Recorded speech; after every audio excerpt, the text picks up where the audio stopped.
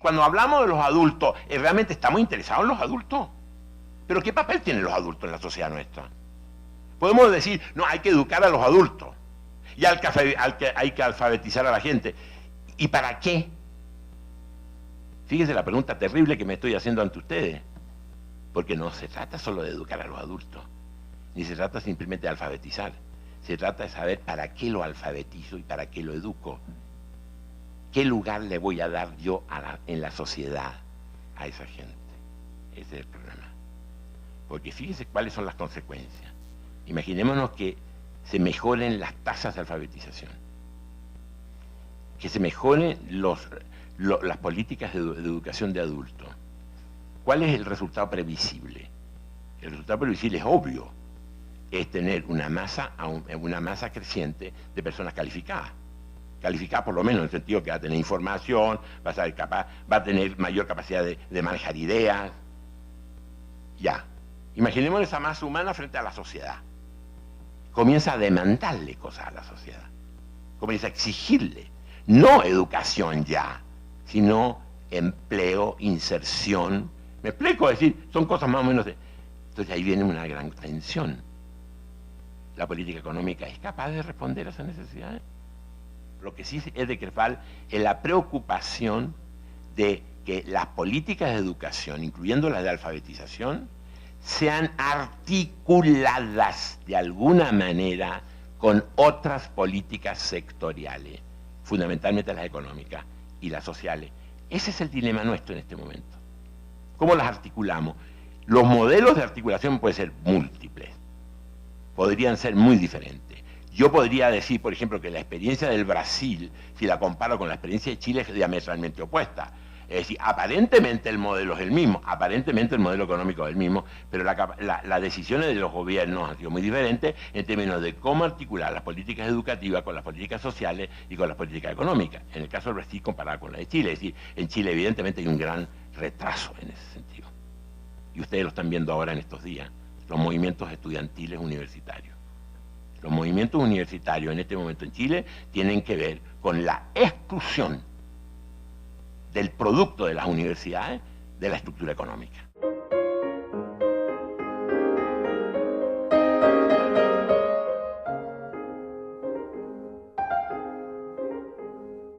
Yo aquí he hecho una afirmación a manera de provocación del debate, al decirle que no tienen centralidad. Primera cuestión.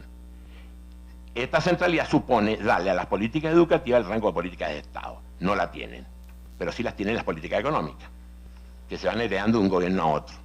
Y ponía el ejemplo de Chile como un ejemplo, no exclusivo, un ejemplo.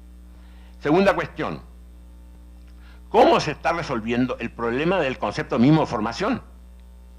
¿Hay formación? ¿Es lo mismo formar que capacitar? Segundo tema. Yo diría que no es lo mismo. Es decir, cuando estamos hablando de formación, estamos hablando del sujeto humano. Estamos hablando de la persona con todas sus condiciones intelectuales, emocionales, afectivas y culturales. Y culturales. Y lo digo en un contexto donde hay n número de reuniones, n número de documentos, donde estamos hablando de la multiculturalidad, de la interculturalidad, pero en la práctica no se ven esas políticas. No se ven. Ejemplo, Ecuador, para no poner otro. El Ecuador de Correa de hoy. El conflicto que tiene Correa en este momento con el movimiento indígena. Es decir, ¿dónde está la cultura realmente presente? Quizá en el único país donde esto podría estarse traduciendo más allá de lo puramente declarativo, en política concreta podría ser Bolivia. Sin embargo, iniciativas hay muchas. Por ejemplo, universidades interculturales. Hay cantidades de universidades interculturales, no solamente en México, sino en muchos países del continente. ¿Funcionan? Esa es la pregunta que yo me hago. ¿Realmente funcionan las políticas interculturales? Eso es un tema fundamental. Y es fundamental porque en la cultura, para decirlo en términos generales, está la fuerza de estos países, diría yo.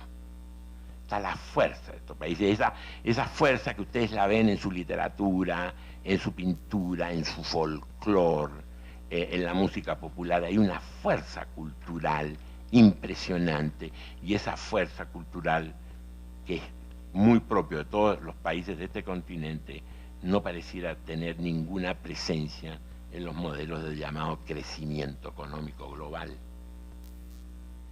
Es la cultura como memoria, me explico, es la cultura como subjetividad que se expresa cotidianamente.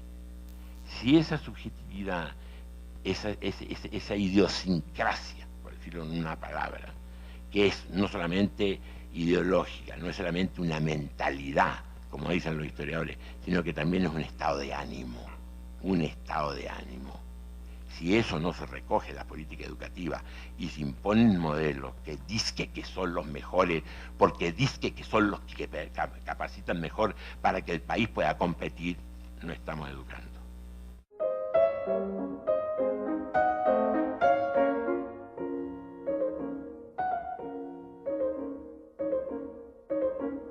De si no se atendía a los excluidos económicamente con políticas que vinieran a complementar las estrategias económicas, podríamos estarnos comprando conflictos de una naturaleza o de otra.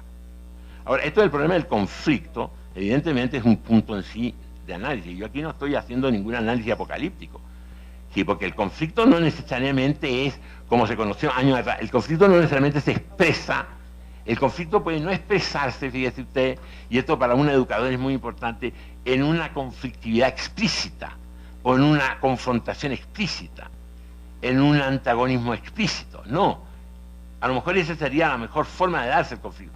Se puede dar de la manera más enfermiza. Y eso me permite retomar algunas ideas de algunos intelectuales de América Latina que con distintas razones, y esto es un punto que habría que discutir, han hablado de enfermedades.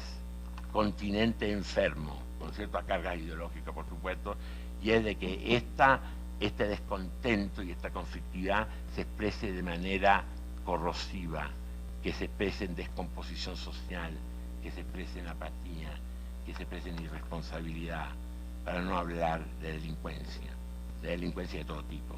En una sociedad tecnológica como la nuestra, los delitos pueden ser altamente sofisticados. Y eso puede ser algo que se esté dando. Es decir, es un punto que tiene que ver con lo que yo estoy tratando de colocar en el centro del debate, que es el esfuerzo, porque ese es el costo. El costo de no hacerlo sería estas marginaciones peligrosísimas, es la necesidad de enfrentar, por lo menos en un primer esfuerzo, la articulación de las políticas sectoriales. Es decir, las políticas económicas, por exitosas que sean, tienen que ser complementadas con políticas educativas y darle a la política educativa desde la primaria hasta la de adulto y a la de los posgrados la centralidad que en este momento no tienen. No tienen centralidad. No tienen, de nuevo vuelvo a la idea, no tienen el rango de estrategia de desarrollo para todos.